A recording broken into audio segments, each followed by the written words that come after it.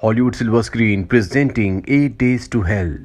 इस कहानी की शुरुआत में डेविड नाम के एक आदमी को दिखाया जाता है जो कि एक स्ट्रगलिंग एक्टर है। वो एक डायरेक्टर के पास काम मांगने के लिए जाता है। डायरेक्टर कहता है कि मुझे तुम्हारे जैसे आदमी की जरूरत थी।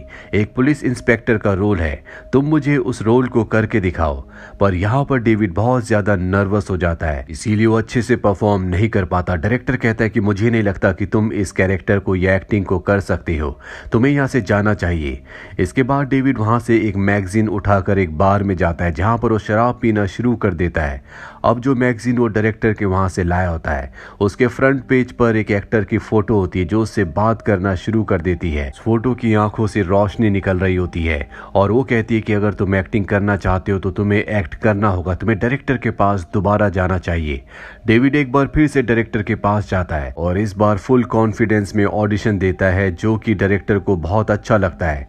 इसी में एक सीन होता है जिसमें उस पुलिस इंस्पेक्टर को यानी कि डेविड को किसी को गोली मारनी थी। डेविड अपनी गन निकालता है और डायरेक्टर को सच में मार देता है।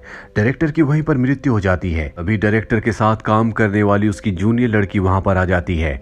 डायरेक्टर को मरा हुआ देखकर वो जोर से चिल्लाती है और अब डे 2 दिखाया जाता है जहां पर डायरेक्टर के साथ काम करने वाली वो लड़की जिसका नाम एनी है, वो डायरेक्टर की मौत से बहुत खुश है। इसीलिए वो अपनी एक दोस्त को कॉल करती है और बताती है कि डायरेक्टर की मौत हो चुकी है।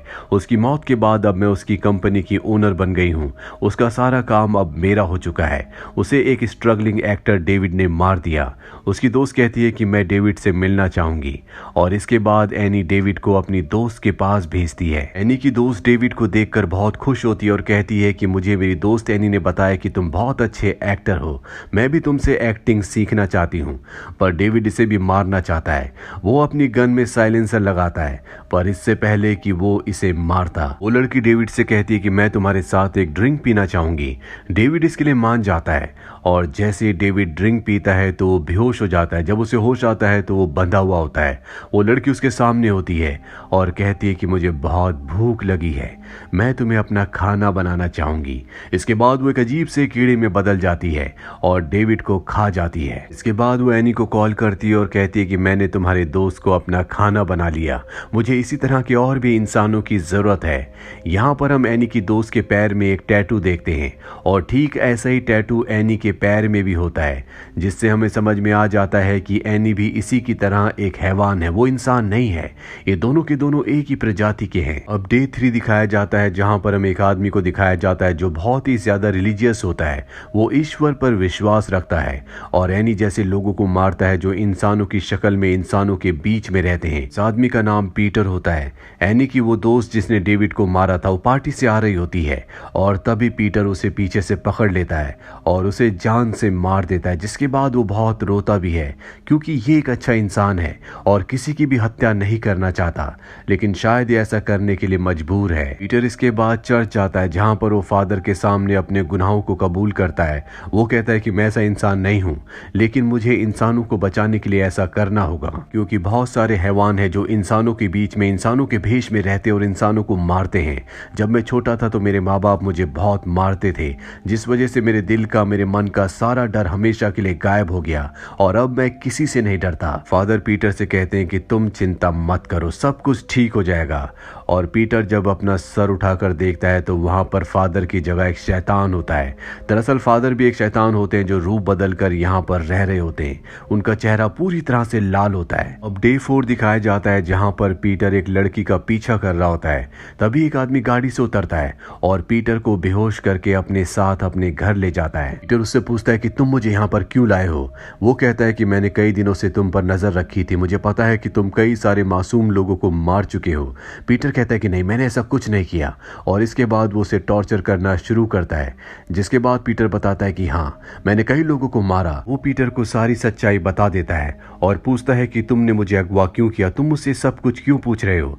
पीटर बताता है कि मैं अपनी पत्नी से बहुत प्यार करता था, मैंने उससे वादा किया था कि मैं उसे जिंदगी जिंदगी में हर एक चीज ला कर दूंगा। लेकिन उसे जी वायरस हो गया और वो इंसान से ज़ॉम्बी बन गई और अब उसे अपनी भूख मिटाने के लिए इंसानों की जरूरत है। इसीलिए मैं तुम्हें अगवा करके यहाँ पर लाया हूँ ताकि वो अपनी भूख मिटा सके। इसके बाद यहाँ पर उस आदमी की पत्नी आ जाती है जो ज़ॉम्बी है और पीटर को मार देती है। अब आता है डे 5 जहाँ पर हमें वो आदमी जिसकी पत्नी ज़ॉम्बी है उसके नेबर्स को दिखाया जाता है जो कि एक बूढ़ा कपल है। वो अपने घर के बाहर एक बोर्ड लगाते हैं कि इनके घर में एक रूम अवेलेबल है जो रेंट पर देना चाहते हैं, जिसे वहीं पर जॉगिंग करती हुई एक लड़की देख लेती है। दरअसल इसकी दोस्त को रूम की जरूरत है, इसीलिए इस बोर्ड की फोटो खींचकर वो अपनी दोस्त को भेज देती है और बताती है कि यहाँ पर एक रूम अवेलेबल है। अब डे 6 दिखाया जाता है जहाँ पर वो लड़की जो कि टेनेंट है वो इनके घर पर पहुंच जाती है। ये बताते हैं कि हमारा घर बहुत अच्छा है, यहाँ पर तुम्हें कोई प्रॉब्लम नहीं होगी। यहाँ पर एक लड़की की फोटो भी होती है। वो टेनेंट पूछती है कि ये फोटो किसकी है। वो बूढ़ा कपल बताता है कि ये हमारा बेटा है और इसके बाद वो उस लड़की को यानी कि अपनी टेनेंट को उसका रूम दिखाते हैं जो उसे बहुत ही पसंद आता और कहती है कि कल मैं यहाँ पर अपना सारा सामान लेकर आ जाऊंगी। तभी फोन की घंटी बजती है और जब वो लेडी फोन उठाती है तो दूसरी तरफ उसका बेटा होता है जो कहता है कि मुझे भूख लगी है। वो लेडी कहती है कि तुम्हारा खाना तैयार है और अब वो अपने घर पर आ जाता है।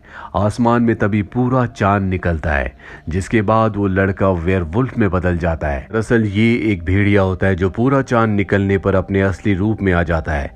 तभी घर की बेल बजती है। जो लड़की घर देखने के लिए आई होती है वो कहती है कि मैं दरवाजा खोलती हूँ और जब वो दरवाजा खोलती है तो यहाँ पर इस कपल का बेटा जो कि अब भेड़िया बन चुका है वो होता है और उस लड़की को मार देता है।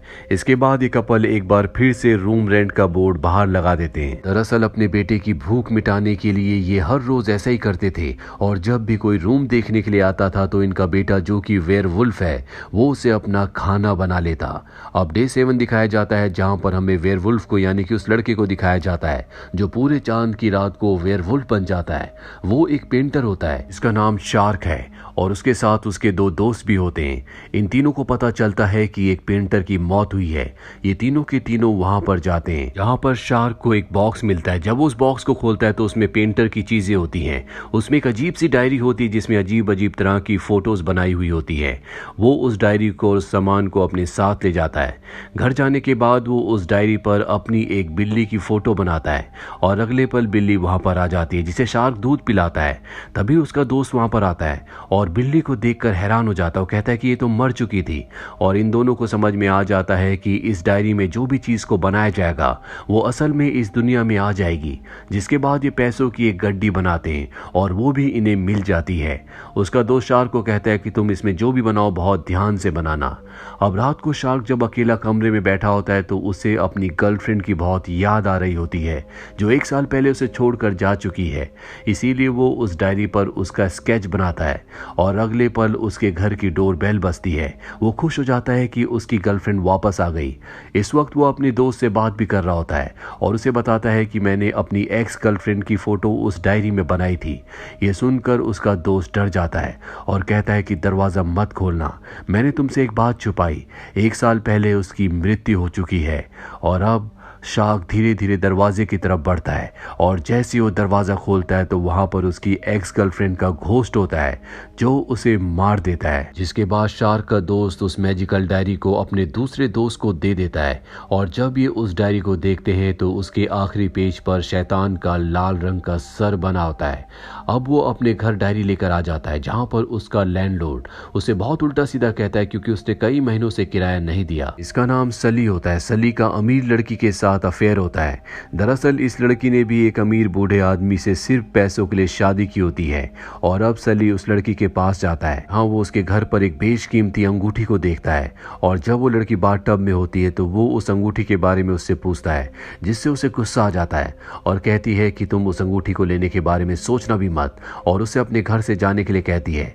सली को इस बात से गुस्सा आ जाता है। इसके बाद वो हेयर ड्रायर को ऑन करके पानी में फेंक देता है जिससे उस लड़की की मृत्यु हो जाती जाती है और वहां से अंगूठी लेकर निकल जाता है। अब वो अंगूठी बेचने के लिए एक शॉप पर जाता है और जब शॉप ओनर उस अंगूठी को देखता है तो कहता है कि ये अंगूठी तुम्हारी नहीं हो सकती, ये बेशकीमती है, तुम जरूर इसे चुरा कर लाए हो। सली कहता है कि ये मेरी खानदानी अंगूठी है, मुझे पैसों की जरूरत है, इसीलिए मैं इसे बेचना चाहता हूँ। और शॉप ओनर उस पर विश्वास नहीं करता। वो कहता है कि ये चोरी की है, तुम्हें मेरे साथ एक गेम खेलनी होगी, अगर तुम उस गेम को जीत गए तो मैं तुम्हें $10,000 दूंगा। सली उसकी बात मान जाता है और तभी वहां पर एक चलती हुई गेम में 3 शैतान के सर आते हैं और ये वही शैतान के सर होते हैं जो डायरी के आखिरी पेज पर थे। उसे समझ नहीं आता कि वो इस वक्त कहां पर है और जब उस शॉप ओनर की तरफ देखता है तो वही शैतान होता है जिसका पूरा चेहरा शोलो की तरह जलता हुआ होता है। वो सली को कहता है कि वेलकम टू माय वर्ल्ड, मेरी दुनिया में तुम्हारा स्वागत है, और इसके बाद वो उसे जहन्नुम की आग में झोंक देता है। सली की मौत हो जाती है। ये पूरी की पूरी कहानी टिट फॉर टैट है, यानी कि जैसा आप कर्म करोगे वैसे ही फल पाओगे, जो जैसे काम करता है उसका अंजाम वैसा ही होता है। इसीलिए इस पूरी कहानी में जिसने गलत काम किए थे बाद में उसका अंजाम वैसे ही हुआ। उम्मीद करते हैं कि ये कहानी आपको पसंद आई होगी।